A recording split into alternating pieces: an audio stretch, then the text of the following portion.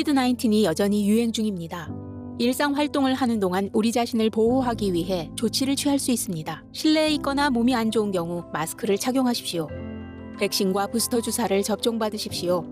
증상이 있거나 노출된 경우 검사를 받으십시오.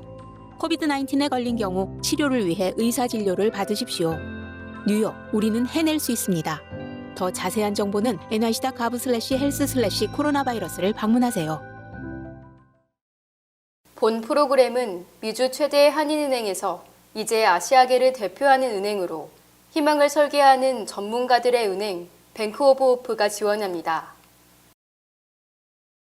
모기지 금리가 지난 4월 이후 처음으로 5% 아래로 떨어졌습니다. 다만 주택시장 냉각기는 지속될 전망이라 수요 증가로 이어질 가능성은 미지수입니다.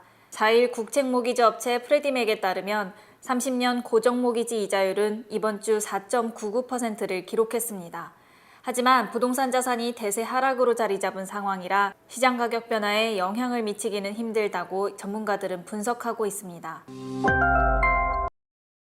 기아가 미국과 한국에서 현대차보다 판매량을 역전했습니다. 4일 기아 미국 판매법인은 지난달 미국 시장에서 총 62,449대를 판매했습니다. 이는 같은 달 현대자동차 판매량을 넘어선 수치입니다.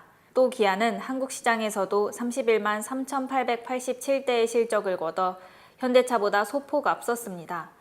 기아가 현대자동차 그룹 산하로 들어간 지난 1998년 이후 처음으로 한국에서 현대차 판매량을 넘어선 것입니다.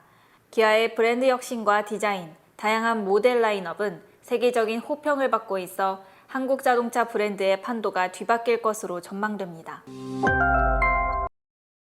대한항공이 코로나 우려에도 2분기 7천억 원대 영업이익을 달성했습니다. 이는 5,600억 원으로 예상한 시장 전망치를 훨씬 뛰어넘은 깜짝 실적입니다.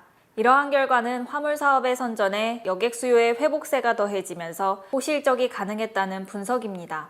대한항공 관계자는 9월까지 코로나19 발생 이전 대비 50% 수준까지 단계적으로 공급을 확대하는 것이 목표라고 전했습니다. 구글 등 미국 대기업들이 불확실한 경제 전망 속에서도 설비 투자를 늘린 것으로 나타났습니다. 구글의 모 회사 알파벳은 지난주 실적 발표를 통해 2분기 설비 투자가 69억 달러로 1년 전보다 약 13억 달러 늘었다고 밝혔으며 이 자금은 서버 등 인프라 구축에 사용됐습니다. 또 스탠더스 앤 푸어스 500 지수 기업 중 대다수는 2분기 설비 투자를 1,498억 달러로 1년 전보다 20% 늘어났습니다.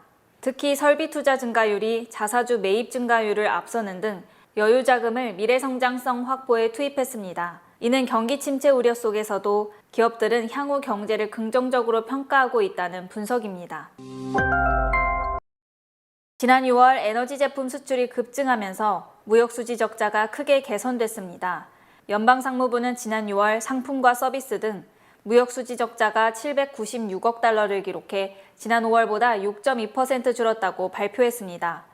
6월 수출은 1.7% 증가한 2,608억 달러로 사상 최대를 기록했습니다. 러시아가 유럽에 천연가스 공급을 제한함에 따라 미국의 천연가스 수출이 5월보다 16억 달러 늘었고 식료품 수출도 9억 달러 늘었습니다.